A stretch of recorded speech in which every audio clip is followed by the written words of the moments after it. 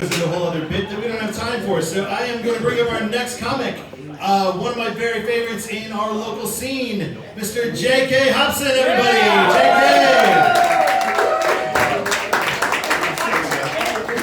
Whoa, this is like surfing, Jesus Christ. No, this is bad. Hey, what's up, y'all? I'm J.K. Hobson. Been living in Vietnam for about 3 years now, and I'm not sure if I'm adapting or I'm just slowly losing my mind. You know what I'm saying? Like, the way that I think now is totally different from how I used to think. For example, traffic. I used to be scared to death of traffic. I couldn't even cross the street. I'd be one of those people just standing there looking at traffic and like, when's my turn, right? Eventually, get brave, right? Just get right in there, right? Everybody stops, great. Next thing you know, I'm riding a motorbike. Okay, I'm adapting. I started thinking I'm losing my mind. About 2 months ago, I'm driving down the street, there's a red light, all these motorbikes here, all I need to do is make a right turn. And I see that the sidewalk is empty. So what do? I get on the sidewalk, I start driving down. I see this guy coming this way, and I think to myself, this guy's going the wrong way down the sidewalk. What the? I think I'll know that I'm fully adapted one day. I'll probably be like by the river or by the canal, taking a shit in broad daylight. You know, you're just like, this is totally fine. I don't know why I never did this before. So I teach children. I got a job. It was kind of tough finding a job when I first got here. The first job interview I went to, they were really happy on the phone. They were really, hello, J.K. Hobson, great, you know, which happens. People think I'm gonna be English or some shit. And I show up and they're just like, oh God, I know this look. And I'm like, okay, so what's up? And they're like, yeah, we can't give you a job. And I'm like, why? I have like, you know, I've got experience, I've got all, you know, all the necessary paperwork. It's like, yeah, it's because you're black. I was like, whoa, that's fucking racist. And they're like, wait, no. It's not that we're racist. It's that the parents, the customers, they don't like niggers.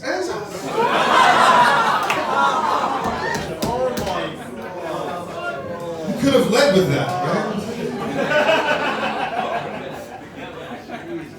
right? So, all right, here's a joke for the fellas. Guys, the fellas out there.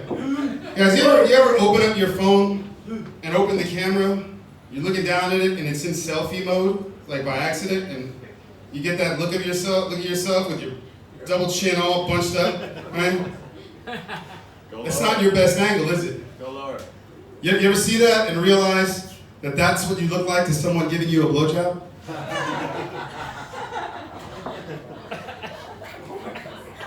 Ladies, we do not deserve you. Ladies and gentlemen who suck dick.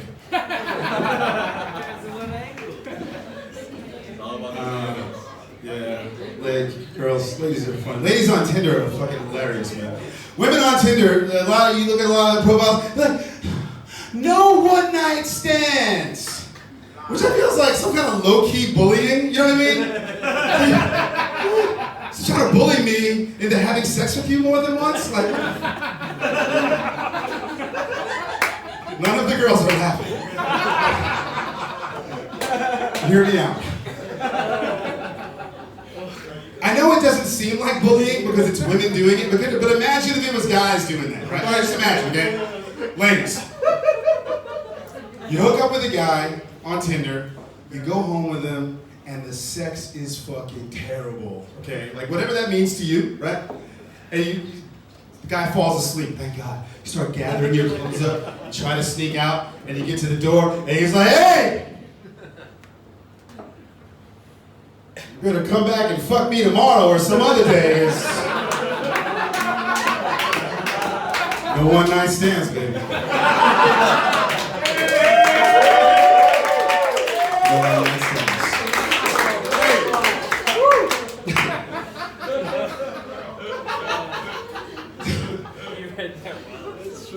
I went on this Tinder date the other day. This woman, first date, she goes, you want to meet somewhere quiet or do you want to meet somewhere like live? And I'm like, let's just meet somewhere quiet, like, you know, coffee shop or something. She's like, okay, yeah, let's meet here, 165 Boy Bien. Oh my God. It's a fucking Saturday, right? It's like, make my way through the fucking walking street. I get to the place, and it's this really fucked up girly bar, right? Where there's like, it looks like just sex workers hanging out in there, like some lady boys and they're hookers. And she says this is where she works. And I'm like, oh, this is weird. And I start talking to her, and I'm like, look, I'm not trying to be a customer. She's like, no, I'm the manager here. I'm like, oh, manager.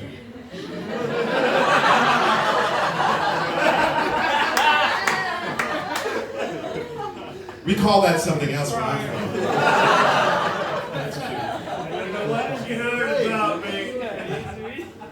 So I'm like, let's get out of here. So we walk to some quiet bar and sit down, have a couple of drinks, and then at some point, I ask her if I can give her a kiss, and she says, you can only kiss me on the cheek because you're my friend. I'm like, I met you on Tinder. I didn't say that. So I go, so she gives me her cheek, and I did this weird thing. I just licked the side of her face. She didn't like that. So she does this thing. This is really classic American. She goes.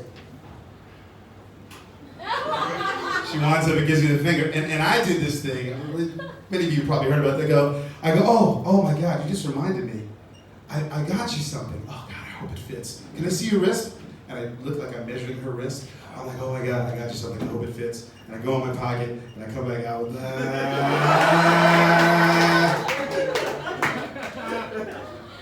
and she had the weirdest response. She starts licking my finger. I said, oh, I got you something else. I really hope it fits. So, haven't found out yet. I'll let you know. So, about a month ago, I went up to Motown. I brought a bunch of comics up to Motown. We had a show. Yeah, you like Motown? Yeah, Motown's cool, man. You guys hear about that thing that happened? The English guy, Gary Glitter. He's like a pedophile, and he's a famous producer in England. He's a pedophile. And he got caught in Motown, like downloading porn and all this shit, And when I first got there, I was driving around like, this is a beautiful town. Like, how did this fucking pervert pedophile like hide out in this place and nobody knew? And then I started meeting some of the expats. This guy fit right in. This guy was like, it's like pedophile camouflage over there, man. So I got to start promoting the show. I got to start going to different clubs, meeting different people. I'm meeting all these old Australian expats, and it's like, holy shit. And they don't want to hear anything from me. Like, I'm like, hey, I got this comedy show going on. You want to come down and give them flyers? And they're looking at me like, first of all, you're black. And you haven't got a vagina. Why is this person talking to me? That's what it felt like anyway, But then I started talking to them, and I realized, holy shit, these guys are drinking and drugging, and these guys have come here to die. And they think I'm trying to interrupt them. These guys aren't expats. They're not even sexpats. These guys are fucking death pats. That's seriously what they call them down there. I didn't make that shit up. These guys are fucking death pats. You start talking to them for a while, they're fucking hilarious, man. They'll be like, so yeah, well, why'd you move here? Well, kids are all grown up. Can't go back to Australia, my wife's there. And here I have me. She's 18 years old, doesn't speak any English, and loves me for who I am.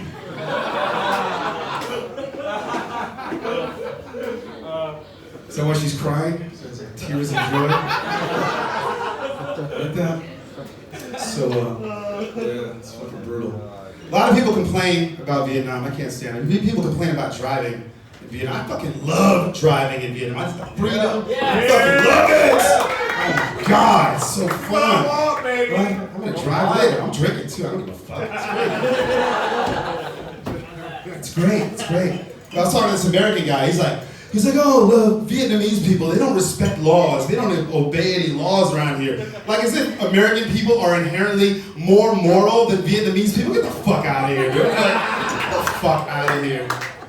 We would be doing the same shit. The only reason more people don't break laws in the United States is because if you break laws, like driving laws, little traffic infractions, they'll charge you hundreds of fucking dollars. Yep. Hundreds, thousands, and if you can't pay it, you will go to fucking jail, right?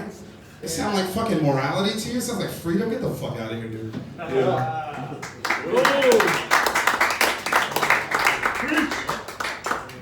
The symbol for freedom in the United States is a bald eagle, which is ironically going extinct because of the same freedom that it represents. It's a fucking hoot.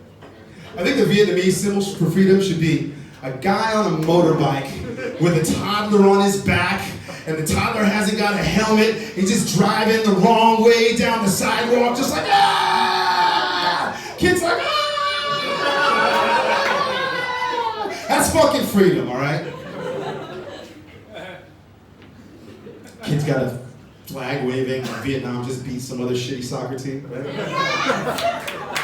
Go, yeah. So, yeah, I know this guy, Vietnamese buddy of mine. His name's Tom. He's the most self-hating Vietnamese person I've ever fucking met. All he talks about, oh yeah, American people are awesome. Oh, Vietnamese people are so backwards, you know. So I asked him, hey, is it okay if I call you Uncle Tom? Is that cool with you? He said it was fine. He did the most Vietnamese thing ever the other day, though. We were going to get some beer, and there was somebody waiting online, and he totally skipped in front of the guy online and just like started paying. I was like, oh, fucking hey, dude. That's my pet peeve. I hate that shit, yo. So we got outside. I didn't say anything at the time. We got outside. I was like, yo, that was fucked up. Those people were waiting in line. Don't you have any respect for queuing? Sounds like freedom. He said, you hear what he said? He says, you know what? Yeah. I waited in line once. In 1975. And I missed a very fucking important helicopter ride. All right, so I ain't doing that shit no more. I was like, that's fair. That is fair. So I want to leave you with this. I don't know how many of you have seen me do comedy before. I like watching fucked up shit on the internet, and I love animals. And sometimes I get to see some videos that involve one. Anybody see the video of the chimpanzee using the frog as a sex toy? Yes. Everybody see this shit? You see it? Yeah. Brutal. I probably saw it because of your ass, man. It just pops up on my feed. Like, hey, what's that? Ooh, Jesus Christ. So for those of you who haven't seen it, there's this chimpanzee in a zoo, and he sees a frog in the enclosure, and he picks it up, he's looking at it, he's like, hey. And then he starts playing with its mouth. I got an idea. This chimpanzee puts his dick in the frog's mouth and starts furiously fucking the frog in the base. The frog dies. Chimpanzee doesn't care. He's just, oh my god, it was fucking brutal. Oh my god. So I don't know about you, the way I am, if I see a video like that, I need to show it to somebody else immediately, like to kind of like get it out of my head and share the experience, you know. So I showed it to one of my friends. I was like, hey, look at this video, this fucked up video, you know. She's like, oh my god. She goes, I wonder what was going through that frog's brain when that chimpanzee.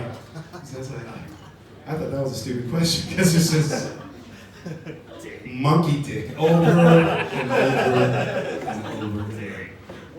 I know a chimpanzee isn't a monkey, but monkey dick just rolls off the tongue better than chimpanzee dick does. Yes. Ask a frog.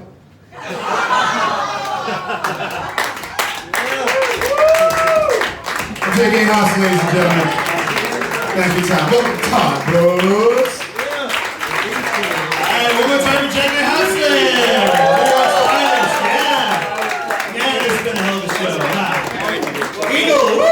America! Woo! I know. I worked at this shitty fucking